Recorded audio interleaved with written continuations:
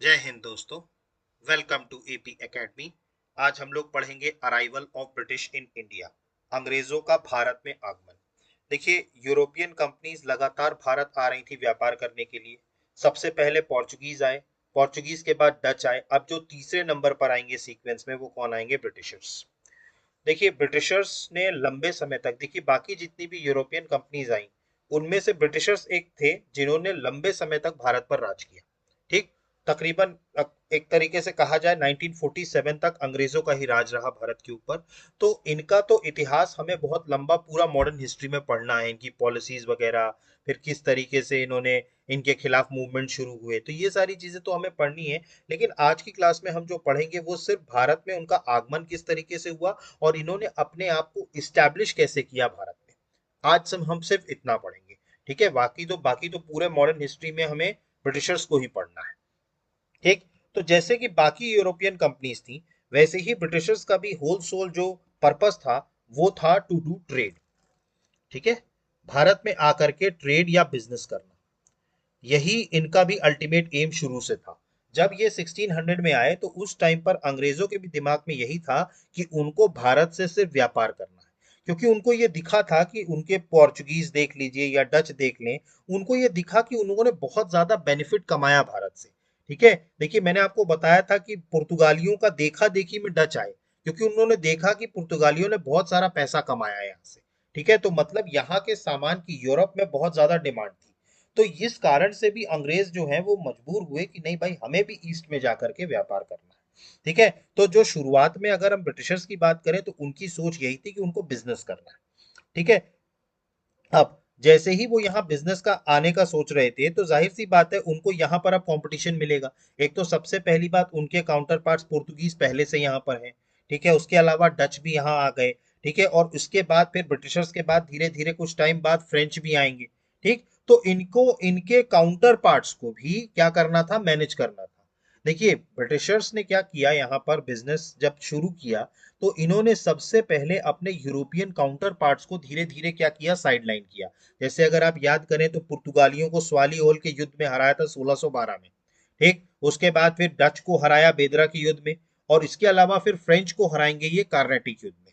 ठीक है, तो एक एक करके ये क्या करेंगे? सबसे पहले तो जितने भी अपने यूरोपियन राइवल्स थे उनको खत्म करेंगे, ताकि पूरे इंडिया के बिजनेस पर ब्रिटिशर्स का एकाधिकार हो सके। ठीक है, तो ब्रिटिशर्स को अपना एकाधिकार साबित करना था, तो उनको अपने काउंटर पार्ट्स जो थे, चाहे पुर्तगाली हो चाहे डच हो या फ्रांसीसी हो, इनको क्या करना था? एक एक करके सब्जुगेट करना था। ठीक, अब देखिए ब्रिटिशर्स शुरुआत में बिजनेस करना तो वो शुरू से चाह रहे थे, लेकिन वो हिम्मत नहीं कर पा रहे थे, क्योंकि शुरुआती लेवल पर अगर हम बात करें तो ब्रिटिशर्स की जो आर्मी या नेवी थी वो उतनी स्ट्रांग नहीं थी जितनी पुर्तगालियों की थी या डच की थी। ठीक, और पुर्तगाली और डच ऑलरेडी जो है वो पूरे इंडिया में क्या हो चुके थे? एस्टेब्लिश हो चुके थे। पुर्तगाली तो आप याद करिए, पुर्तगाली तो जो है 100 साल पहले ही आ गए थे, 1498 में ही आ गए थे। ठीक, तो पुर्तगालियों ने अच्छा खासा मार्केट हिंदुस्तान में बना लिया था। अब ब्रिटिशर्स को ये लग रहा था कि भाई हम अगर अब जाएंगे तो हमें पुर्तगालियों से सामना करना पड़ेगा, और इनकी नेवी अभी उतनी स्ट्रांग नहीं थी। मतलब एक कॉन्फिडेंस नहीं था ब्रिटिशर्स को। लेकिन ये कॉन्फिडेंस बदला 1588 में। 1588 में एक युद्ध हुआ अंग्रेजों का स्पेन के साथ। देखिए, उस टाइम पर नेवल पावर की अगर हम बात करें ना तो पोर्चुगल और स्पेन, इनकी नेवल सबसे अच्छी थी, मतलब सबसे सुपीरियर थे। इसके अलावा फिर डच थे। ठीक, तो इन लोगों की नेवी क्या थी? बहुत स्ट्रांग थी। लेकिन 1588 में अरमडा का युद्ध हुआ। अरमडा का युद्ध हुआ किसके किसके बीच में? ये हुआ अंग्रेजों के और फ्रेंच के बीच में, सॉरी अंग्रेज और स्पेन के बीच में। ठीक है, और इसमें ब्रिटिशर्स ने अपनी नेवल पावर के दम पर स्पेन को हरा दिया। ठीक, देखिए जब आप कोई युद्ध जीत जाते हैं तो आपके अंदर एक कॉन्फिडेंस आ जाता है कि नहीं यार, हमारे पास भी अच्छी पावर है। ठीक है, तो जब आर्मडा का युद्ध हुआ 1588 में, ठीक है, तब अपनी नेवल पावर के साथ ब्रिटिशर्स ने किसको हरा दिया? स्पेन को हरा दिया। ठीक, और इससे क्या हो गया? उनके हौसले बुलंद हो गए ब्रिटिशर्स के कि हाँ भाई, अगर हम स्पेन को हरा सकते हैं मतलब हमारे पास एक अच्छी खासी नेवल पावर अब बन गई है। ठीक है, तब फिर अंग्रेजों ने सोचा कि नहीं, अब हमें भारत के साथ जो है वो व्यापार करना चाहिए। ठीक है, मतलब देखिए शुरुआत में भी व्यापार तो वो करना चाहते थे, लेकिन उनको वो कॉन्फिडेंस नहीं आ पा रहा था, क्योंकि उनको ये लगता था कि उनकी नेवल सुपेरियरिटी जो है वो पुर्तगालियों या डचों के कंपैरिजन में नहीं है। लेकिन जब उन्होंने आर्मडा के युद्ध में स्पेन को हरा दिया, जो कि उनसे ज्यादा पावरफुल थे, ठीक है, तब ब्रिटिशर्स को यह लगा कि हाँ भाई, अब हम अपना बिजनेस जो है वो कर सकते हैं भारत के साथ। ठीक ठीक है। तो इसी इंसिडेंट के कारण इनके अंदर भी क्या उठा, जागृति जो है वो जाग उठी। ठीक है। अब इसके अलावा एक और कारण था जिसके कारण अंग्रेजों ने भारत की तरफ आने का फैसला किया। जो इससे पहले जितने भी कुछ अंग्रेज ऐसे थे, देखिए, ब्रिटिशर्स के आने से पहले भी कुछ ब्रिटिशर्स के ही सिटीजन लोग जो थे, जो ईस्ट की तरफ आए थे, जिसमें से आप जो है नाम अगर सुना हो आपने, तो आपने नाम सुना होगा टॉमस स्टीफेंस का। ठीक है। इसके अलावा बात करें तो फ्रांसिस ड्रैक, ठीक है, विलोबी, फ्रोबियर, ये सारे लोग क्या थे, पहले ही ईस्ट की तरफ आ चुके थे। तो ये जो लोग पहले से ईस्ट की तरफ आए थे, उन्होंने इसमें जॉन मिडन हॉल भी थे, जॉन मिडन हॉल भी थे, ये भी आए थे जॉन मिडन हॉल। तो ये सारे लोग पहले आ चुके थे। तो इन्होंने जब जा करके लोगों को, ब्रिटिशर्स को वहां बताया कि भारत में इतनी ज्यादा प्रोस्पेरिटी है, तो उस चीज को सुन करके भी ये एनकरेज हुए। ठीक, देखिए, इनको अपने नेवल पावर जब इनकी स्ट्रांग हुई, तब तो इनको ये लगा कि हाँ बिजनेस करना चाहिए। लेकिन वहीं पर प्रॉस्परस इतना है, ये पहले से जो लोग वहां गए थे, उन्होंने अंग्रेजों को बताया, ब्रिटिशर्स को बताया कि भाई वहां पर जो प्रोडक्ट मिलता है उसकी यूरोप में डिमांड बहुत ज्यादा है। ठीक है, पूरा यूरोप में डिमांड है, चाहे स्पाइसेस हो, चाहे सिल्क के क्लोथ्स हो, कॉटन के क्लोथ्स हो, उनकी डिमांड जो है वो भारत, सॉरी, यूरोप में बहुत ज्यादा है। ठीक। तो इस कारण से भी क्या हुए, अंग्रेजों पर इसका बड़ा बड़ा प्रभाव पड़ा। ठीक है। मतलब एक तो सबसे पहली बात, अपनी नेवल पावर की शक्ति तो थी, लेकिन साथ ही साथ इन लोगों ने भी जा करके लोगों को बताया। ठीक है। जिसके कारण फिर इन सारी घटनाओं को देखते हुए इंग्लैंड की जो सरकार थी, ठीक है, और जनता, उनको भी भारत के साथ व्यापार को बढ़ाने में को प्रेरित किया। ठीक है। मतलब वो फिर वो एक तरीके से दिमाग उनका बैठ गया कि नहीं भाई, अब हमें भारत के साथ व्यापार करना है। ठीक। तो इस तरीके से क्या हुआ, शुरुआत हुई अंग्रेजों की सोचने की कि वो भारत के साथ व्यापार करेंगे। ठीक। तो अंग्रेजों की अगर हम बात करें, तो मैंने आपको बताया कि जितने और यूरोपियंस थे, ठीक है, ब्रिटिशर्स भी क्या हुए, अट्रैक्ट हुए towards India for geographical, religious and commercial region. देखिए, कॉमर्शियल रीजन सबसे इंपॉर्टेंट हुआ करता था कि पैसा कमाना था। Soon the British into trade rivalry with the other European countries. अब देखिए, जाहिर सी बात है कि जब ब्रिटिशर्स यहाँ बिजनेस करने आएंगे, तो उनकी राइवलरी किससे होगी, जो एग्जिस्टिंग में यहाँ ऑलरेडी है, जैसे पुर्तगाल थे, डच थे, और बाद में फ्रेंच आएंगे। ठीक। इसके अलावा बात करें तो in the beginning the British had to fight for the supremacy with the Portuguese and Dutch. देखिए, शुरुआती लेवल पर इनको किसको निपटाना पड़ा, सबसे पहले पुर्तगालियों को हटाना पड़ा, फिर डच को हटाना पड़ा, फिर इसके बाद फिर फ्रेंच के साथ इनका मुकाबला हुआ। ठीक है, ओवर ट्रेड एंड पॉलिटिक्स। तो इनको एकाधिकार, मतलब सोल अथॉरिटी बनाने के लिए क्या करना था, सबसे पहले इन सारे यूरोपियन कंपनीज काउंटर पार्ट्स को क्या करना था, सब्जुगेट करना था, मतलब एक तरीके से इनको खत्म करना था। तो इनको भी ट्रेड एंड पॉलिटिक्स में इस्टेब्लिश करने के लिए एकाधिकार, सोल अथॉरिटी। इसके अलावा बात करें तो आर्मडा का जो युद्ध हुआ था, मैंने आपको बताया यही एक गेम चेंजर साबित हुआ। आर्मडा का जो युद्ध हुआ था 1588 में, ठीक है, इसमें इंग्लैंड ने अपनी नेवल पावर के दम पर स्पेन को हरा दिया था। जिसके कारण क्या हुआ, उनके अंदर एक कॉन्फिडेंस आया कि हम क्या कर सकते हैं, नेवल पावर के कारण उनको कॉन्फिडेंस आया कि ब्रिटिशर्स भी अब स्ट्रांग हैं और वो किसी भी पावर को सी में चुनौती दे सकते हैं। ठीक है। तो अब उनको ये लगा, अब ये चीज उनको डिजायर करी बिजनेस के लिए कि भाई भारत के साथ हमें भी बिजनेस करना चाहिए। ठीक है, क्योंकि अब हमारे पास भी क्या है, नेवल पावर है। ठीक है। तो ये कब हुआ, आर्मडा के युद्ध में। ठीक। इसके अलावा मैंने आपको बताया कि कुछ यूरोपियंस या कुछ इंग्लिशमैन पहले भी भारत में आए हुए थे। जैसे एक थे जॉन कैबॉट, ठीक है, फिर इसके बाद विलोंगली, Frobisher, Francis Drake, Thomas Stephens, Fitch, Newbery, James Lancaster और जॉन मिडनहॉल। ये सब लोग क्या है, पहले ही ईस्ट की तरफ आ चुके थे। ठीक है। और इन्होंने क्या किया, जा करके इंग्लिश वालों को, इंग्लैंड वालों को बताया ये सारी बातें कि वहां पर बिजनेस के लिए बहुत ज्यादा प्रोस्पेरिटी है। इन सारे लोगों ने भी क्या किया, वहां पर कन्वे किया। ठीक है, कि ठीक है, अब ये सारे इंग्लिशमैन जो हैं वो ईस्ट की तरफ आए थे। ठीक। अब British who came to the east, देखिए, अब वो ब्रिटिशर्स जो ईस्ट की तरफ आए, इन्होंने रोट किया और टोल्ड किया अबाउट द ईस्ट। ठीक है, had a big impact on the British. ठीक है, देखिए, उन्होंने ईस्ट के बारे में बताया कि भैया ईस्ट में इतनी सारी पोटेंशियल है कि वहां से हम अच्छा खासा बिजनेस कर सकते हैं। तो इस बात से बड़ा इंपैक्ट किस पर पड़ा, ब्रिटिशर्स पे पड़ा। और इन्हीं सारे इंसिडेंट्स के कारण इंग्लैंड की जो सरकार थी और पब्लिक थी, उन्होंने अपना एंथुजियाज्म दिखाया कि भाई हमें भी ट्रेड करना चाहिए भारत के साथ। ठीक है, तो ये सारे कारण बने जिन्होंने प्रेरित किया, चाहे वो सरकार हो या वहां के लोग हो, कि इंग्लैंड को भी अपना ट्रेड जो है वो भारत के साथ करना चाहिए। तो इस तरीके से 1599 तक आते आते ब्रिटिशर्स ने एक कंपनी बनाई, जिसको आज की डेट में हम ब्रिटिश ईस्ट इंडिया कंपनी कहते हैं। लेकिन उस टाइम पर इसको ईस्ट इंडिया कंपनी नाम नहीं दिया गया था। ये कंपनी बनी 1599 में। ठीक है, देखिए अब अंग्रेजों ने ये तय कर लिया कि उनको भारत में अब ट्रेड करना है, उनको ट्रेड बिजनेस करना है। अब जाहिर सी बात है, उनको बिजनेस करना है तो उनको एक कंपनी खड़ी करनी पड़ेगी। तो एक कई सारे जो छोटे छोटे व्यापारी थे, ठीक है, मतलब एक कहें बिजनेसमैन थे, उन्होंने मिल करके, ठीक है, इनको क्या बोला जाता था, इन जो जो छोटे छोटे बिजनेसमैन थे, इनको मर्चेंट एडवेंचरर्स बोला जाता था। तो इन सारे मर्चेंट एडवेंचर्स ने मिल करके एक कंपनी बनवाई। ठीक है, ईस्ट के साथ जो बिजनेस करेगी, इसमें एक कंपनी इन लोगों ने मिलके बनाई। देखिए ब्रिटिशर्स की जो कंपनी थी ना, वो कई सारे लोगों से मिलके बनी थी। ठीक है, जो कंपनी भारत में बिजनेस करने के लिए आई थी। ठीक है, तो ये कंपनी बनी 1599 में। ठीक है, और 1599 में जो ये कंपनी बनी, ये कंपनी बनवाई किसके द्वारा गई? ये जो मर्चेंट एडवेंचरर्स थे, मतलब ये जो छोटे छोटे बिजनेसमैन थे ब्रिटिशर्स के, उन सब ने मिलकर एक कंपनी बनाई और उस कंपनी को नाम दिया governor and company of merchant of London trading to the East India. ये कंपनी का पूरा नाम था। ठीक, तो जो ईस्ट इंडिया कंपनी जिसको हम कहते हैं ना, ब्रिटिश ईस्ट इंडिया कंपनी, उनका जो जब इस टाइम पर स्थापना हुई 1599 में, तो उस टाइम पर इस कंपनी का नाम था governor and company of merchant of London trading to the East India. बड़े नाम है, ठीक है, एक दो बार तीन बार आपको पढ़ना पड़ेगा। ठीक है, तब आपको ये नाम याद होगा। ठीक है, तो governor and company of merchant of London trading to the East India. ये कंपनी बनाई किसके द्वारा? मर्चेंट एडवेंचरर्स के द्वारा 1599 में। ठीक है, और इसी कंपनी को बाद में क्या कहा गया? East India company. जिस जिस ईस्ट इंडिया कंपनी ने भारत के ऊपर क्या किया था?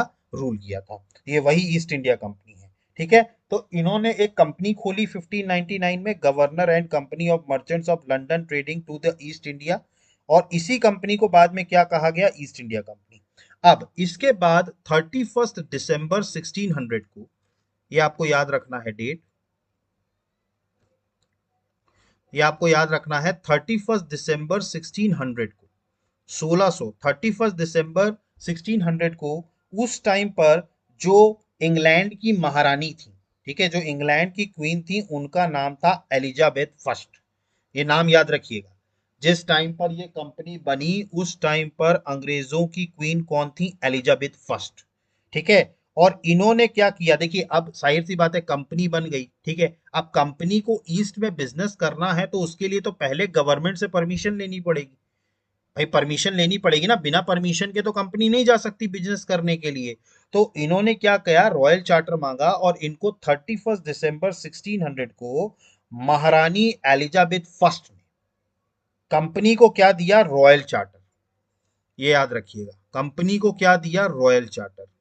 और इस चार्टर के तहत कंपनी को ये अधिकार दिया गया कि वो 15 साल के लिए, देखिए शुरुआत में ये दिया गया था 15 साल के लिए, बाद में इसके बाद जो एलिजाबेथ फर्स्ट के बाद जो अगले राजा बनेंगे, वो क्या करेंगे? इसको अनिश्चित काल के लिए एक्सटेंड कर देंगे कंपनी का शासन को। तो इस कंपनी को ये अधिकार दिया गया, ये जो कंपनी बनी, ठीक है, इसको ये अधिकार 15 वर्ष तक के लिए, 15 ईयर्स के लिए दिया गया कि ईस्ट के देशों के साथ, पूर्वी देश मतलब जो इंग्लैंड से वे ईस्ट साइड पे हैं, उन देशों के साथ व्यापार करने का एकाधिकार पत्र दे दिया गया। मतलब कि इस कंपनी को ये रॉयल चार्टर दे दिया गया कि ईस्ट इंडीज के साथ, मतलब ईस्ट, जो इंग्लैंड से ईस्ट की तरफ जितने भी देश हैं, उन पर व्यापार करने का अधिकार सिर्फ और सिर्फ ईस्ट इंडिया कंपनी को होगा, according to this royal charter. ठीक है, तो रॉयल चार्टर जो दिया गया वो 31 दिसंबर 1600 को दिया गया। याद रखिएगा 1599 में मर्चेंट एडवेंचर्स ने कंपनी बनाई थी, कई सारे व्यापारियों ने मिलकर कंपनी बनाई। उस कंपनी का नाम था governor and company of merchant of London trading to the East India. ठीक, और इसी कंपनी को 31 दिसंबर 1600 को 15 साल के लिए, 15 ईयर्स के लिए रॉयल चार्टर दिया गया इंग्लैंड से जो ईस्ट की तरफ जितनी भी कंट्रियां हैं वहां पर ट्रेडिंग करने के लिए। ठीक है। और जिस टाइम पर ये कंपनी का एक तरीके से इस्टेब्लिशमेंट हुआ, इस टाइम पर भारत में जो मुगल शासक थे वो थे अकबर। ये याद रखिएगा, ये कई बार ये क्वेश्चन पूछा गया है कि जिस टाइम पर ईस्ट इंडिया कंपनी बनी उस टाइम पर भारत में मुगल शासक कौन थे, तो वो थे अकबर। ठीक है, तो आपको ये नाम याद रखना है, अकबर। ठीक है, तो कंपनी का जब गठन हुआ उस टाइम पर मुगल शासक कौन थे, अकबर। ठीक। अब इसके अलावा इस कंपनी में बात करें तो टोटल 217 पार्टनर्स थे, ये आपको याद रखना है, टोटल 217 पार्टनर्स थे। ठीक है, और इसी कंपनी का जो पहले गवर्नर थे उनका नाम था थॉमस स्मिथ। ये नाम याद रखिएगा, ईस्ट इंडिया कंपनी के जो सबसे पहले गवर्नर थे उनका नाम था थॉमस स्मिथ। ठीक है, और इस कंपनी में टोटल 217 पार्टनर्स थे। ठीक है, जो पहले भारत में आए थे फैक्ट्री खोलने के लिए। ठीक है, तो जब ये कंपनी बनी उस टाइम पर इसके पहले गवर्नर कौन बने, थॉमस स्मिथ। ठीक। अब इसके बाद अगर हम बात करें तो मैंने आपको बताया एलिजाबेथ फर्स्ट ने रॉयल चार्टर दिया। एलिजाबेथ फर्स्ट उस टाइम पर क्वीन थी, लेकिन कुछ टाइम के बाद क्या हुआ, एलिजाबेथ फर्स्ट की डेथ हो गई। ठीक है, और एलिजाबेथ फर्स्ट के बाद जो अगले राजा बने, इंग्लैंड के जो अगले राजा बने उनका नाम था जेम्स फर्स्ट। ये याद रखिएगा, अगले जो राजा बने उनका नाम था जेम्स फर्स्ट। देखिए एलिजाबेथ फर्स्ट की डेथ हो गई थी और उसके बाद जो अगले राजा बने अंग्रेज के, ब्रिटिशर्स के, वो कौन बने, जेम्स फर्स्ट।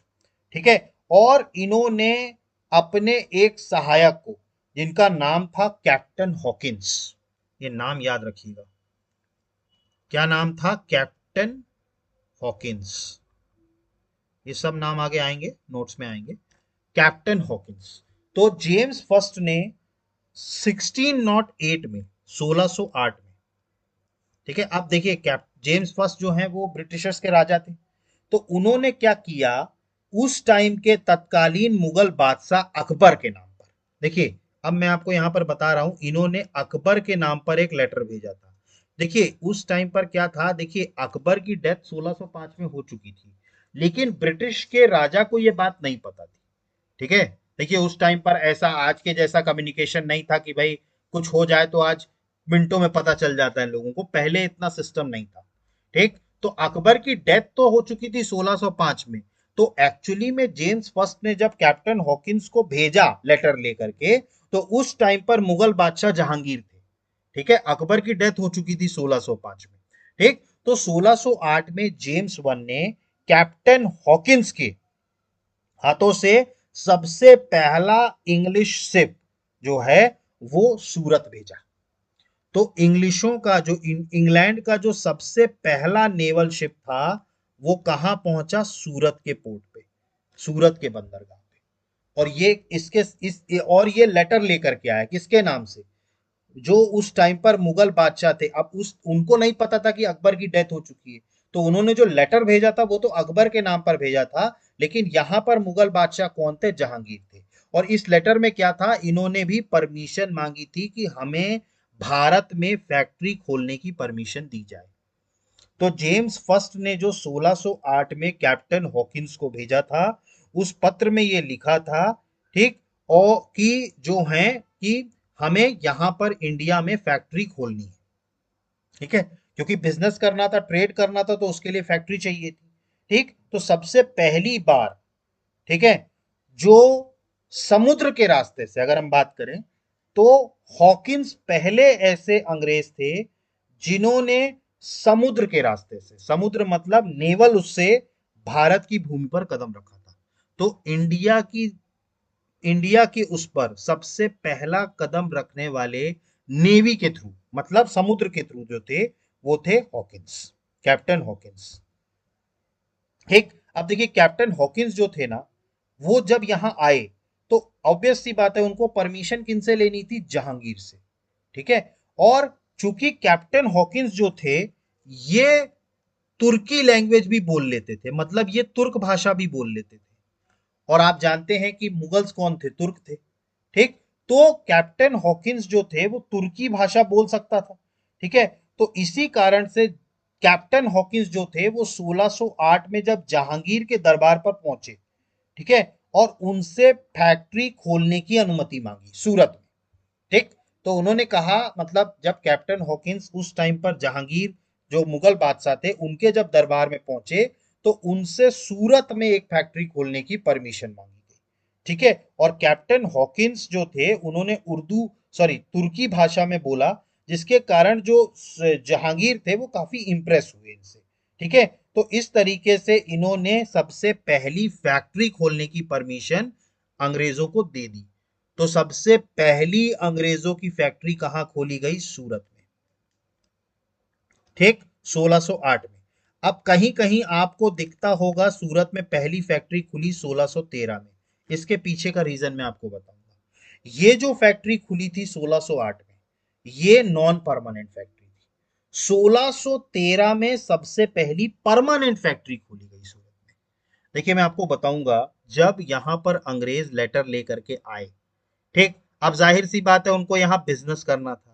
अब यहां पर ऑलरेडी पोर्चुगीज जो थे वो ऑलरेडी इतने टाइम से बिजनेस कर रहे थे। भाई कोई ऑलरेडी 100 साल से यहां पर जमा हुआ है और एकदम से कोई आएगा, ठीक है, और यहाँ पे बिजनेस करना स्टार्ट कर देगा, तो क्या जो वहां पर एग्जिस्टिंग तौर पर जो बिजनेस कर रहे थे उनको ये पसंद आएगा? उनको बिल्कुल पसंद नहीं आएगा। तो जब कैप्टन हॉकिंस ने जहांगीर से परमिशन मांगी, ठीक है, तो पहले तो सूरत में फैक्ट्री खोलने के लिए जहांगीर ने परमिशन दे दी, ठीक है। उसके बाद फिर 1611 में इन्होंने साउथ में, देखिए मैंने आपको बताया था साउथ में एक जगह है आंध्र में मसूलीपट्टनम, ठीक है, साउथ में एक जगह है, मैंने आपको बताया था आंध्र में मसूलीपट्टनम, जहां पर डचों ने अपनी सबसे पहली फैक्ट्री लगाई थी ईस्टर्न कोस्ट पे, ठीक। तो मसूलीपट्टनम जो है वहां पर भी अपना, दक्षिण भारत में भी अपना जो फैक्ट्री है वहां पर भी वो स्थापित करना चाहते थे, ठीक है। लेकिन अब जैसे जैसे ये देखिए, एक फैक्ट्री तो खुल गई, वहां तक तो ठीक था, लेकिन अब जब दूसरी फैक्ट्री खुलने की बात हुई तो उस टाइम पर पोर्चुगीज जो थे वो अलर्ट हो गए, क्योंकि भाई ये अंग्रेज क्या थे, धीरे धीरे क्या बनते, उनके लिए कॉम्पिटिटर बनते, ठीक है। तो पोर्चुगीज ने क्या किया, जहांगीर का कान भड़काया कि भाई इनको परमिशन मत दीजिए आप ब्रिटिशर्स को, ठीक है। तो उस टाइम पर पुर्तगालियों के हस्तक्षेप के कारण जहांगीर ने जो इनको अनुमति दी थी सूरत में फैक्ट्री खोलने की, वो उन्होंने वापस ले ली। मतलब पहले तो जहांगीर ने परमिशन दे दी, लेकिन बाद में जब पुर्तगालियों ने हस्तक्षेप किया, क्योंकि पुर्तगाली पहले से यहाँ रह रहे थे और उनकी नेवल सुपेरियरिटी के बारे में मुगल भी जानते थे, ठीक। तो कहीं ना कहीं उनका एक दबाव था पुर्तगालियों का, ठीक। तो वो जो दबाव था उसके चलते जहांगीर ने क्या किया, अंग्रेजों को मना कर दिया कि नहीं साहब हम आपको परमिशन नहीं दे सकते, ठीक। अब अंग्रेजों को ये चीज समझ में आ गई कि भैया अगर हमें यहां पर बिजनेस करना है तो हमें सबसे पहले पुर्तगालियों को सब्जुगेट करना पड़ेगा, क्योंकि बिना पुर्तगालियों को सब्जुगेट किए या बिना पुर्तगालियों को हराए हम यहां पर अपना बिजनेस नहीं जमा पाएंगे, ठीक। तो जब ये पुर्तगालियों के साथ इनका, तो इनका संघर्ष फिर पुर्तगालियों से कब चालू हुआ? 1611 के बाद। और मैं आपको बताऊंगा स्वाली होल का युद्ध हुआ था 1612 में, जहां पर अंग्रेजों ने निर्णायक युद्ध में पुर्तगालियों को हरा दिया था। तो ऐसे पुर्तगाली क्या पड़ गए, धीरे धीरे कमजोर पड़ गए, और फिर 1613 में आकर के अंग्रेजों ने फिर आकर के सूरत में ही फैक्ट्री खोली, लेकिन ये परमानेंट फैक्ट्री थी। तो अंग्रेजों की जो सबसे पहली परमानेंट फैक्ट्री थी वो कब खुली? 1613 में सूरत में, ठीक। तो यहां तक आपको समझ में आई कहानी, ठीक, किस तरीके से ईस्ट इंडिया कंपनी बनी, ठीक। तो आपको यहाँ पे कुछ पॉइंट्स याद रखना है कि ब्रिटिश ईस्ट इंडिया कंपनी कैसे बनी।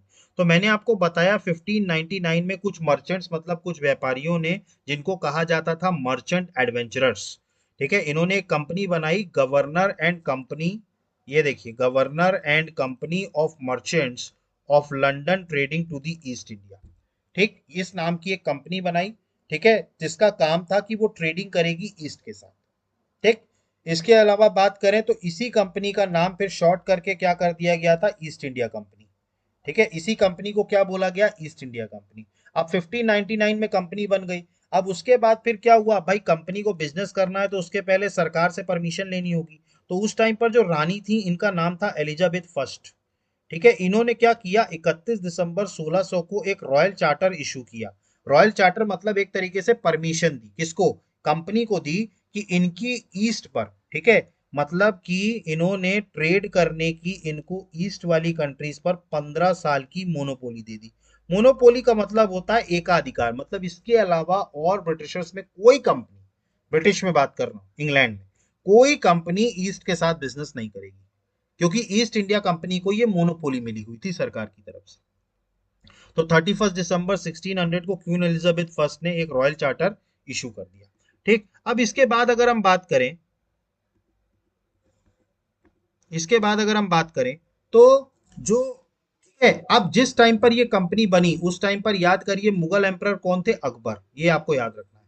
उस टाइम पर मुगल बादशाह कौन थे, अकबर, ठीक है। और इस कंपनी के 217 पार्टनर्स थे, और इनके जो सबसे पहले गवर्नर थे उनका नाम था थॉमस स्मिथ। मैंने आपको बताया था सबसे पहले गवर्नर जो इस कंपनी के थे वो कौन थे, थॉमस स्मिथ। अब देखिए, चूंकि मैंने आपको बताया था कि चूंकि चार्टर एलिजाबेथ फर्स्ट ने 15 साल के लिए दिया था, लेकिन बाद में फिर ये जो ब्रिटिश एम्परर थे जो जेम्स वन ने, ये जो इसके बाद जो ब्रिटिश एम्परर बने जेम्स वन ने, इन्होंने कंपनी की ट्रेड मोनोपोली को इनफाइनाइट पीरियड तक कर दिया, मतलब अनिश्चित काल के लिए कर दिया।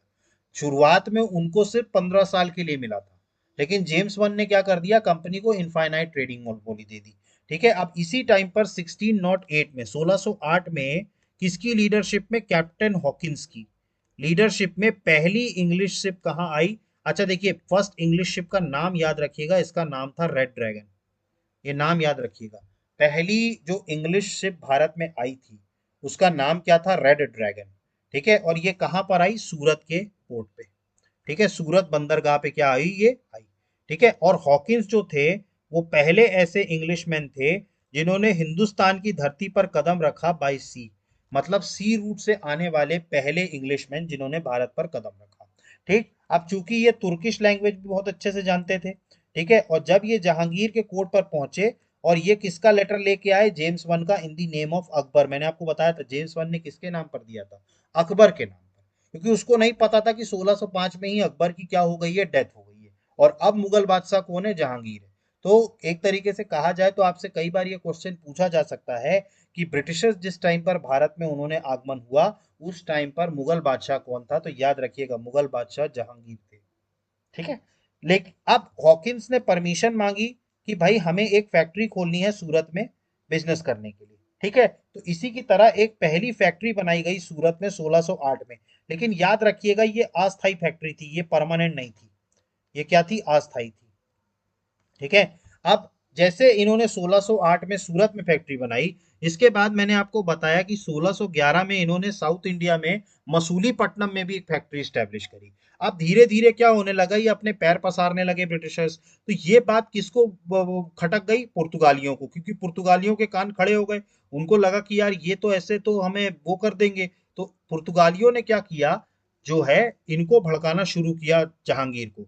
अब उस टाइम पर पुर्तगालियों की नेवल पावर के बारे में जहांगीर भी जानते थे। ठीक है, तो उन्होंने क्या किया, दबाव में आकर के जो परमिशन मिली थी अंग्रेजों को वो कैंसिल कर दी।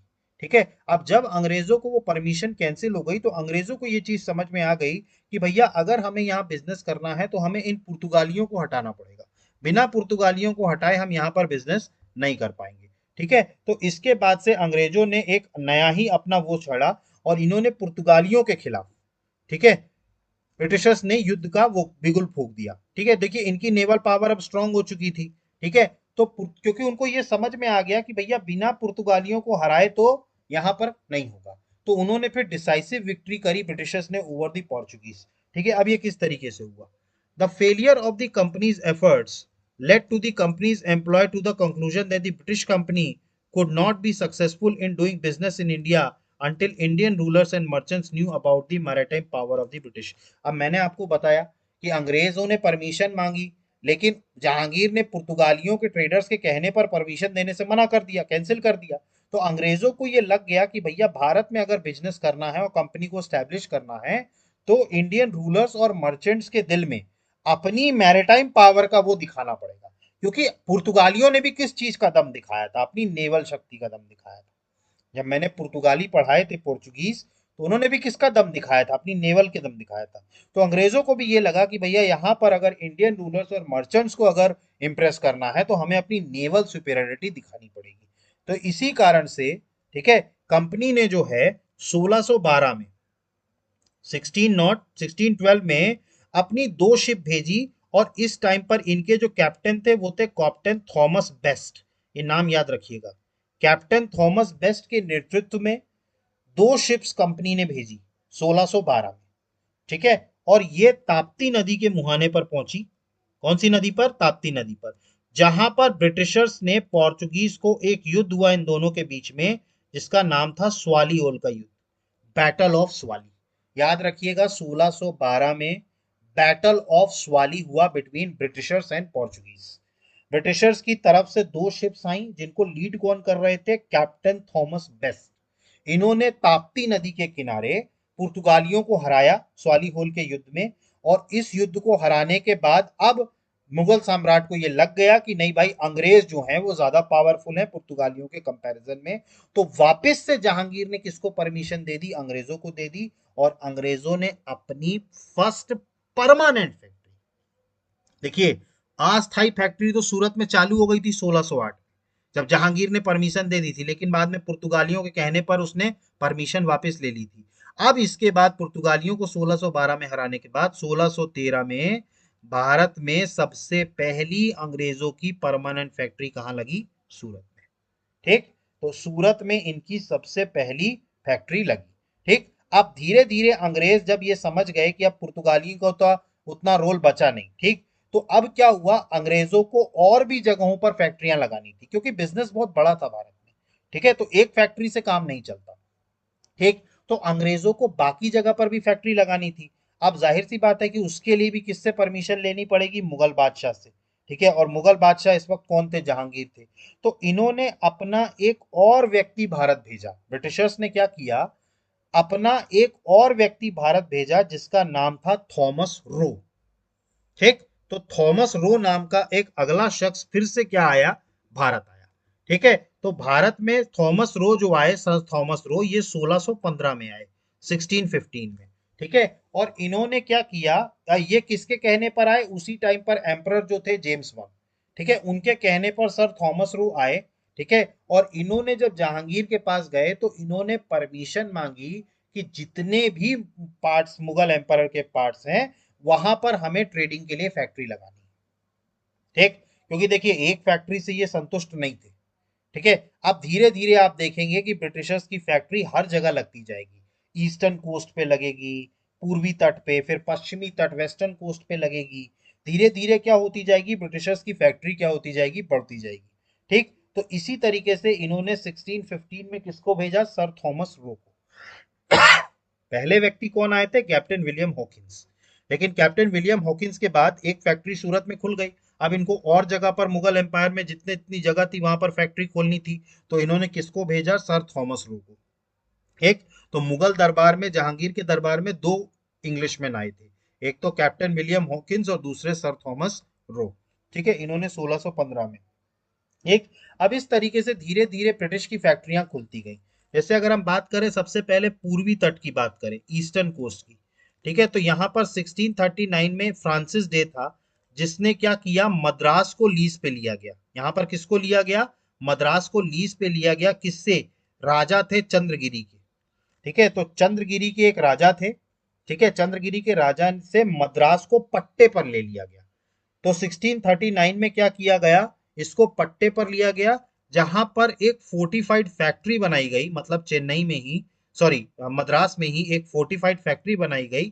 ठीक है, इसको बिल्ड किया गया, और इसी फैक्ट्री का नाम था फोर्ट सेंट जॉर्ज। ठीक है, तो जो चेन्नई पे अंग्रेजों की जो फैक्ट्री थी, ठीक है, उसका नाम था फोर्ट सेंट जॉर्ज। ठीक है, ये 1639 में बनाई गई। ठीक है, इसके अलावा अगर हम बात करें तो 1632 में जो सुल्तान थे गोलकुंडा के, ठीक है, इन्होंने कई सारी गोल्डन डिक्री जो है वो इशू करी थी as an annual tax of 500 pagodas. ठीक है, देखिए इन्होंने क्या किया, धीरे धीरे क्या हुआ, गोलकुंडा के सुल्तान ने 500 पैगोड़ों वार्षिक कर के रूप में सुनहला फरमान सुनाया। ठीक है, एक तरीके से गोल्डन डिग्री सुनाया कि 500 पगोड़े हम देंगे अंग्रेजों को। ठीक है, और इसके अलावा 1639 में मद्रास को पहले तो लीज पे लिया और बाद में अपनी क्या बना ली, फैक्ट्री बना ली, और इसी फैक्ट्री का नाम था फोर्ट सेंट जॉर्ज। ठीक है, इसके बाद फिर इनको वेस्टर्न कोस्ट पर भी कई सारी फैक्ट्रियां मिली। जैसे 1661 में उस टाइम पर ब्रिटेन के एक राजा थे किंग चार्ल्स सेकेंड, ठीक है, और पोर्चुगीज की एक रानी थी जिनका नाम था कैथरीन, ठीक। तो इन दोनों के बीच में क्या हुई, शादी हुई, ठीक है। तो 1661 में किंग चार्ल्स सेकेंड जो इंग्लैंड के थे, उनकी पोर्चुगीज की एक प्रिंसेस थी कैथरीन, उनके साथ शादी हुई। और इसी ओकेजन में पोर्चुगीज ने बॉम्बे नाम का उनका जो उपमहाद्वीप था, मतलब ये जो बॉम्बे नाम का इनका आइसलैंड था, इसको चार्ल्स टू को क्या दे दिया, दहेज में दे दिया एज अ डाउरी। देखिए उस टाइम पे डाउरी वगैरह चली करती थी, ठीक है। तो जो इंग्लैंड के राजा थे किंग चार्ल्स सेकेंड और पोर्चुगीज की रानी थी कैथरीन, इन दोनों की शादी हुई, ठीक। और पोर्चुगीज वालों ने इस शादी के उपलक्ष्य में बॉम्बे नाम का जो इनका महाद्वीप था, द्वीप था इनका, आइलैंड था बॉम्बे, उसको किसको दे दिया, चार्ल्स टू को दहेज में दे दिया, ठीक है। और 1668 में आकर के यही जो बॉम्बे था, ये चार्ल्स टू ने कंपनी को दे दिया 10 पाउंड के एनुअल रेंट पर, मतलब किराए पे चलाने के लिए कंपनी को दे दिया, ठीक है। तो इस तरीके से बॉम्बे जो था वो कंपनी के हाथ आ गया। 1661 में क्या हुई, इंग्लैंड के राजा चार्ल्स सेकेंड और पोर्चुगीज की रानी कैथरीन की शादी हुई। पुर्तगालियों ने खुश होकर के बॉम्बे जो उनका उप वो द्वीप था बॉम्बे, ये किसको प्रदान कर दिया, चार्ल्स टू को दहेज के रूप में। अब 1668 में यही चार्ल्स टू ने क्या कर दिया, बॉम्बे दे दिया किसको, कंपनी को दे दिया 10 पाउंड एनुअल रेंट पर, साल का 10 पाउंड एनुअल रेंट पर इनको दे दिया, ठीक। और इसी बॉम्बे को बाद में सेटल किया किसने, गेराल्ड ऑनगियर ने, ठीक है। तो ये नाम याद रखिएगा, गेराल्ड ऑनगियर, ठीक है। इनको क्या बनाया गया था, बॉम्बे का गवर्नर बनाया गया था। और इन्होंने ही क्या किया, बॉम्बे में पूरा सेटलमेंट किया। इसीलिए आज का जो बॉम्बे नजर आता है आपको, उसके फाउंडर कहे जाते हैं ओंगियार, गेराल्ड ओंगियार। गेराल्ड ओंगियर क्या बने, founder of modern day Bombay. आज का जो बॉम्बे है, मॉडर्न डे बॉम्बे, उसके कौन बने, फाउंडर ओंगियार। क्योंकि जब ये मिला तब द्वीप था ये, ठीक है। इसको क्या किया, ओंगियर को दिया गया, ओंगियर को गवर्नर बनाया गया यहाँ पर, ठीक है। तो जेराल्ड ओंगियर माने जाते हैं फाउंडर ऑफ बॉम्बे। तो इस तरीके से बॉम्बे भी जो है वो किनके हाथ लग गया, अंग्रेजों के हाथ लग गया। क्लियर हुआ, ठीक। तो यहां तक आपको समझ में आया। ईस्टर्न कोस्ट में भी इनकी फैक्ट्रियां खुल गई, वेस्टर्न कोस्ट में भी इनकी फैक्ट्रियां खुल गई, ठीक है। और ये सारी चीजें होती रही। देखिए इस टाइम तक क्या हो रहा था, अंग्रेज जो थे ना, वो बड़े चालाकी से सारी चीजों को कर रहे थे। धीरे धीरे क्या किया, उन्होंने अपना एम्पायर खड़ा किया, ठीक। लेकिन अब फैक्ट्रियां खुलने के बाद कुछ ऐसे लोग ईस्ट इंडिया कंपनी में आ गए, जिन्होंने कुछ ऐसे काम कर दिए जिससे अब इनका टकराव मुगलों से आ गया।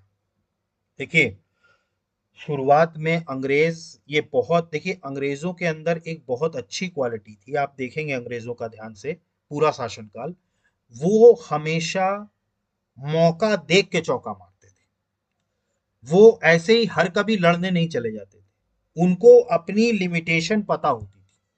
और जब उन्हें लग जाता था कि अब सामने वाला दबाव में है, तब वो अटैक करते थे। ये अंग्रेजों में बहुत बड़ी खूबी थी।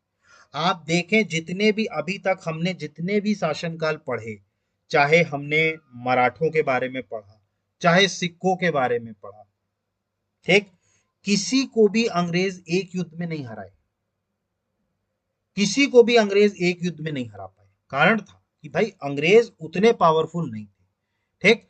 अब यहां पर क्या हुआ, धीरे धीरे जब इन्होंने पैर पसारने शुरू किए, तब ये क्या समझने लगे, अपने आप को थोड़ा पावरफुल समझने लगे। और इन्होंने किनसे पंगा ले लिया, मुगलों से पंगा ले लिया, ठीक। और ये मुगलों से पंगा इनको बहुत भारी पड़ेगा, ठीक है। तो अगला जो इनका संघर्ष होता है वो किनके साथ होता है, मुगलों के साथ, ठीक। तो struggle of the British with the Mughals. देखिए 17th सेंचुरी की अगर हम बात करें, तो ईस्ट इंडिया कंपनी जो थी ना, जो शुरुआत में उनकी जो नीति थी, मतलब जो उनकी पॉलिसी थी, उसमें कुछ कुछ चेंजेस आए, ठीक है। तो ठीक है, तो उसमें क्या किया, कुछ कुछ चेंजेस लाए, ठीक है। अब चेंजेस ऐसे आने लगे कि ब्रिटिशर्स ये समझने लगे कि भाई अगर ये शहर हमारा है, तो इसका एडमिनिस्ट्रेशन भी पूरा हम ही को देखना चाहिए। मतलब वो एज अ क्या समझने लगे थे, उनका संचालन एज अ, मतलब उनका सशस्त्र संचालन, मतलब कि एक तरीके से कहा जाए कि अपनी फैक्ट्री में फोर्टिफिकेशन करना, ठीक है, किलेबंदी करना, ये सारी चीजें पॉलिसी ईस्ट इंडिया कंपनी ने बदली। देखिए, शुरुआत में जब कंपनी आई थी तब भारत के जो राजा थे उनको प्रॉब्लम नहीं थी कंपनी से, लेकिन जब कंपनी ने किलेबंदी शुरू कर दी, सेना रखनी शुरू कर दी, तब धीरे धीरे प्रॉब्लम शुरू हुई। तो ये जो ईस्ट इंडिया कंपनी थी इसने अपनी नीति बदली, ठीक है। तो from the end of the 17th century the East India Company changed its policy. At this time the operations of the company were in the hands of Sir Joseph Child.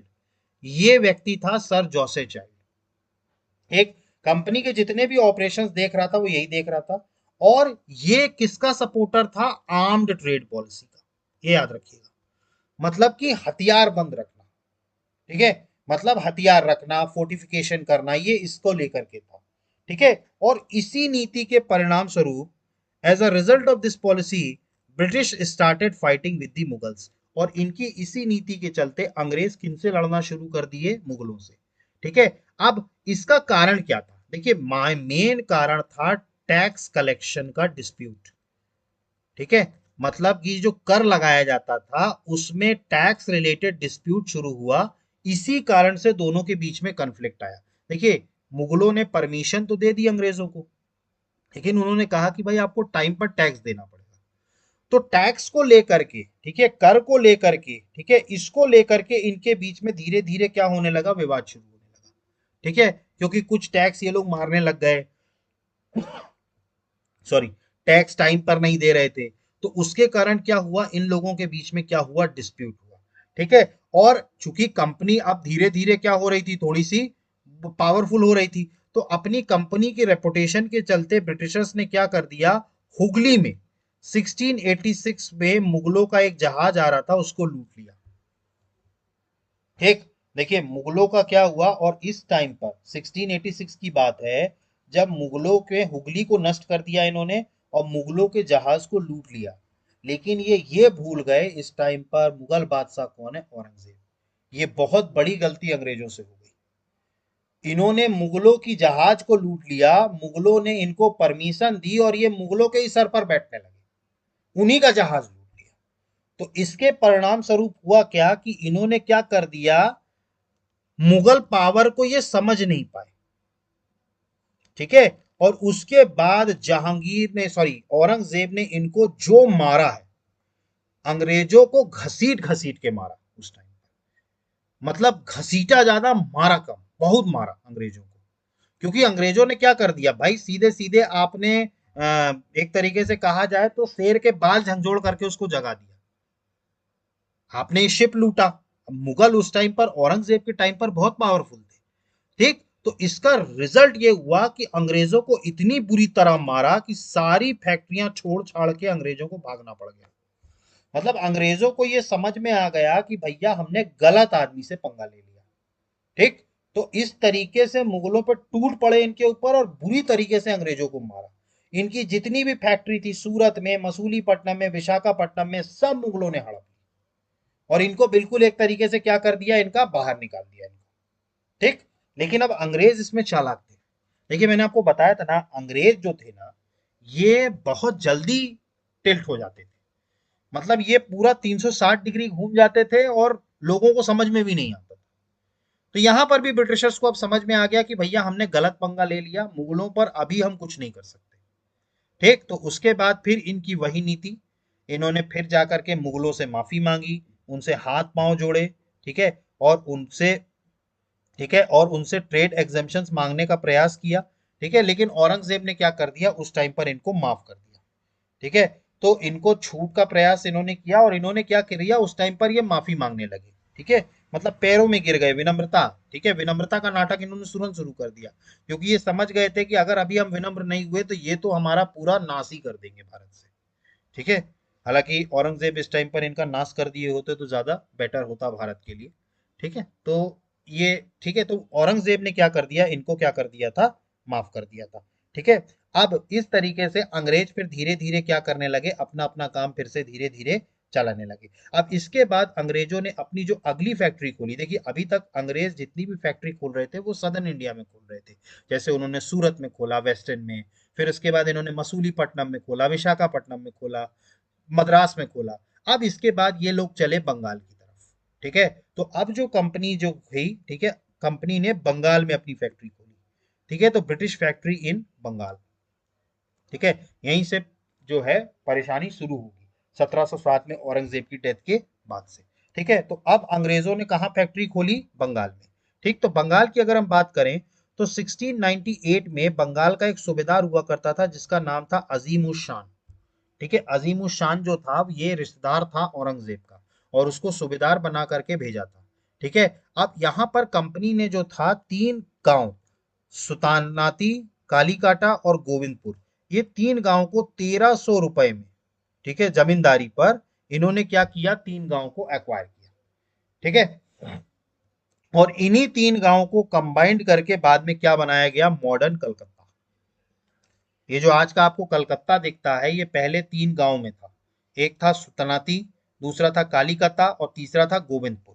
इन तीनों को मिला करके क्या बनाया गया, 1300 रुपए में इन्होंने एक्वायर किया जमींदारी, और उसके बाद फिर इन्हीं तीनों विलेज को कंबाइन करके क्या बनाया गया, आज का जो मॉडर्न क्या है, कलकत्ता, इसकी नींव रखी गई। ठीक, अब इसी टाइम पर 1700 एडी में जॉब चारनॉक, ये जॉब चारनॉक, ये नाम याद रखिएगा। जॉब चारनॉक ने डेवलप किया into the form of Calcutta and fort William was established in Calcutta. देखिए मद्रास में, ठीक है, अगर हम मद्रास की बात करें, ठीक है, तो मद्रास में जो फैक्ट्री थी, ठीक है, वो जो, ठीक है, जो कोठी बनी थी, ठीक है, मद्रास में। ठीक है, इसके अलावा बॉम्बे में अगर हम बात करें, अब इन्होंने अपनी फैक्ट्री कहाँ बनाई, बंगाल में बनाई। ठीक है, और बंगाल में जो फैक्ट्री का नाम दिया वो क्या दिया, फोर्ट विलियम। ठीक है, और बंगाल में जो कलकत्ता इनका जो सेंटर बना, अब इसके बाद से लगातार कलकत्ता जो रहेगा वो ब्रिटिशर्स का एपिक सेंटर रहेगा। ठीक है, और देखिए जॉब चारनॉक जो मैंने आपको नाम बताया, इन्होंने ही कलकत्ता को डेवलप किया था, इसीलिए कलकत्ता के फाउंडर माने जाते हैं जॉब चारनॉक। ठीक है, तो आप याद रखिएगा, जॉब चारनॉक ये किसके माने जाते हैं, फाउंडर माने जाते हैं, किसके, कलकत्ता के। इसी तरीके से हमने बताया था बॉम्बे के, बॉम्बे के फाउंडर किसको माना जाता है, गेराल्ड ओंगियर को। तो गेराल्ड ओंगियर के फाउंडर किसको माना जाता है, बॉम्बे के, और कलकत्ता के फाउंडर किसको माना जाता है, जॉब चारनॉक को। ठीक है, तो 1700 एडी में जॉब चारनॉक ने कलकत्ता स्टैब्लिश किया और यहां पर एक फैक्ट्री लगाई जिसका नाम था फोर्ट विलियम। ठीक, ठीक है, और इसके जो सबसे पहले प्रेसिडेंट थे वो थे सर चार्ल्स आयरे। ठीक है, सर चार्ल्स आयरे इसके सबसे पहले प्रेसिडेंट थे, किसके, फोर्ट विलियम के। और ये फिर ब्रिटिश इंडिया की राजधानी बनी 1774 से लेकर के 1911 तक। देखिए 1774 में इसको राजधानी बनाया गया और इसके बाद से लगातार 1911 तक इसको क्या बनाया गया, राजधानी रहा गया। उसके बाद फिर 1911 में कलकत्ता से राजधानी को कहां शिफ्ट किया गया, दिल्ली शिफ्ट किया गया। ठीक है, तो अंग्रेजों की 1911 तक राजधानी क्या थी, कलकत्ता। ठीक है, और इस कलकत्ता के फाउंडर कौन थे, जॉब चारनॉक, और इसको तीन गांव से मिलकर बनाया गया था, सुतनती, कालीकता और गोविंदपुर। ठीक है, इसके अलावा अगर हम बात करें, अब 1717 तक आते आते मैंने आपको बताया था एक मुगल एम्परर थे फारूक सियर। ठीक है, आपको याद होगा फारूक सियर के बारे में, जब मैंने आपको बताया था तब मैंने आपको बताया था कि फारूक सियर एक टाइम बहुत बीमार हो गए थे। ठीक है, और इसी टाइम पर अंग्रेजों का एक प्रतिनिधि मंडल आया था, उनके साथ एक डॉक्टर आए थे जिनका नाम था हैमिल्टन। ठीक है, और फारूक सियर का क्या किया था, इनका ट्रीटमेंट किया फारूक सियर का, इस डॉक्टर ने, हैमिल्टन ने, और इससे फारूक सियर क्या हो गया, ठीक हो गया। अब फारूक सियर जब ठीक हुआ, ठीक है, तो उसने क्या किया, एक रॉयल फरमान जारी कर दिया, और ये रॉयल फरमान बाद में हमारे गुलामी का सबसे बड़ा कारण बनेगा। आप देखेंगे आगे चल के, यही जो रॉयल फरमान था फारूक सियर का, ठीक है, यही क्या बना आगे चल के ब्रिटिशर्स के लिए एक सौगात सिद्ध हुआ और हम लोगों के लिए पूरी तरीके से नकारात्मक। तो इस टाइम पर फारूक सियर ने एक रॉयल फरमान जारी किया और कंपनी को पूरे बंगाल में, ठीक है, पूरे बंगाल में कंपनी को टैक्स फ्री ट्रेड करने का अधिकार दे दिया, और इनको सिर्फ साल भर में 3000 रुपए देने हैं एम्प्रर को। तो एम्प्रर को क्या देना है, सिर्फ 3000 रुपए मिला है। ये बॉम्बे नहीं होगा, ये होगा बंगाल, ये याद रखिएगा। ये जो आपने बॉम्बे यहां पर लिखा है ये गलत है, ये बॉम्बे नहीं होगा, ये होगा बंगाल। ठीक है, ये बॉम्बे नहीं है, बंगाल होगा। ठीक, तो बंगाल पे कर मुक्त व्यापार करने की परमिशन दे दी गई। बदले में सिर्फ 3,000 रुपए किसको देना है? मुगल बादशाह को देना है। तो फारूक सियर ने खुश होकर के अंग्रेजों को पूरा फरमान दे दिया कि भैया पूरे जगह पर आप फ्री ट्रेड कर सकते हो पूरे बंगाल में। ठीक। अब इसके अलावा इन्होंने यहां तक इनको परमिशन दे दी फारूक सियर ने कि आप अपने सिक्के भी बना सकते हो। मतलब आपके सिक्के अलाउड होंगे through out the Mughal state में। ठीक है। मतलब आप अंग्रेज को अपने सिक्के बनाने की भी परमिशन दे दी गई। ठीक है। और उसको कुछ टैक्स देना है Indian as an any Indian. ठीक है। और इसको एक तरीके से मिस्टर ऑर्मस करके एक थे, उन्होंने इस फरमान को एक तरीके से Magna carta of the company माना। मतलब ये जो फारूक सियर का फरमान था, ये एक तरीके से मुगलों के लिए, सॉरी अंग्रेजों के लिए एक बहुत ही बड़ा वरदान साबित हुआ और इनको पूरा ट्रेडिंग राइट मिल गया बंगाल का। देखिए बंगाल शुरुआत से ही बहुत ज्यादा फर्टाइल और बहुत ही ज्यादा कमाने वाला वो था, रीजन था। और उसका पूरा अधिकार किसको मिल गया? फारूक सियर के द्वारा किसको दे दिया गया? अंग्रेजों के द्वारा। बहुत ही फर्टाइल लैंड था बंगाल। ठीक है। तो इसीलिए बंगाल आप देखें ब्रिटिशर्स का एपिक सेंटर हुआ करता था और जैसे ही बंगाल उनके कब्जे में आया, ब्रिटिशर्स ने पूरे देश में फतेह हासिल कर ली। आप देखेंगे आगे चल के जब हम पढ़ेंगे तो हम देखेंगे कि ब्रिटिशर्स ने किस तरीके से सिर्फ एक बंगाल जीत करके पूरे देश पर उन्होंने क्या कर लिया, धीरे धीरे कब्जा कर लिया। क्लियर हुआ? ठीक। क्लियर हुआ ये? ठीक। तो फारूक सियर ने जो फरमान दिया, ठीक है, और मिस्टर ओम्स ने ये बात कही कि ये कंपनी का मैग्ना कार्टा सिद्ध हुआ। ठीक। तो इस तरीके से 1717 तक आते आते अंग्रेज जो थे वो पूरी तरीके से क्या हो गए, भारत पर स्टैब्लिश हो गए। क्लियर? तो ये अंग्रेजों का आगमन था जिस तरीके से हुआ और जिस तरीके से उन्होंने फैक्ट्रियां भारत में खोली। ठीक। क्लियर हुआ आप लोगों को अंग्रेजों के बारे में? अब इसके बाद आपको 2-4 लाइन और पढ़नी है डेनिस के बारे में। देखिए मैंने आपको बताया था टोटल 5 यूरोपियन कंपनियां भारत में आई थी। एक तो पोर्चुगीज थे, ठीक, दूसरे कौन थे? दूसरे थे डच, तीसरे थे ब्रिटिशर्स, और ब्रिटिशर्स के बाद एक और आए थे जो डेनमार्क से आए थे, जिनको डेनिश कहा गया। हालांकि ये लंबे समय तक भारत में नहीं रुके, लेकिन इनके बारे में 3-4 पॉइंट्स आपको याद रखने हैं। और इसके बाद फिर फाइनली कौन आएंगे? फ्रेंच आएंगे। ठीक है। तो इसके बाद जो ब्रिटिशर्स के बाद अगले जो आए हैं, ठीक है, ये फरमान जारी कर दिया था, मैंने आपको बताया था। ठीक है, ये वही फरमान है। ठीक है, ये पूरा फरमान दिया हुआ है।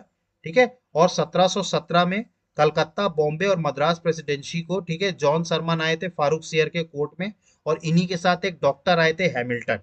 उन्होंने क्या किया? फारूक सियर की मदद करी, जिसके कारण फारूक सियर ने फिर रॉयल फरमान जारी किया, जिसके तहत 3,000 रुपए सिर्फ एनुअल उसमें बंगाल में, पूरे बंगाल में फ्री ट्रेड करने का अधिकार दे दिया गया। ठीक है। इसके अलावा इनको क्या कर दिया गया? अपनी करेंसी भी इशू करने का अधिकार दे दिया गया। हैदराबाद प्रोविंस में भी इनको टैक्स एग्जम्पशन कर दिया गया। ठीक है। और इसमें ब्रिटिशर्स को यह भी दे दिया गया कि वो रेंट ले सकते हैं और लैंड सेटल कर सकते हैं नियर कलकत्ता। तो ये सारी पॉइंट्स हैं, ये सारे पॉइंट्स आप पढ़ लीजिएगा। ये सारे फरमान दिए गए किसके द्वारा? मुगल एम्परर फारूक सियर के द्वारा। ठीक है। और ऑर्मस सर ने इसको क्या माना? Magna carta of the company. Clear हुआ ये? ठीक। इसके बाद अगले जो आते हैं वो आते हैं डेनिश। ठीक है। देखिए डेनिश के बारे में आपको सिर्फ 3-4 पॉइंट याद रखना है। ब्रिटिशर्स के बाद जो अगले यूरोपियन कंपनी आई वो कौन आए? डेनिस आए। और ये 1616 एडी में आए।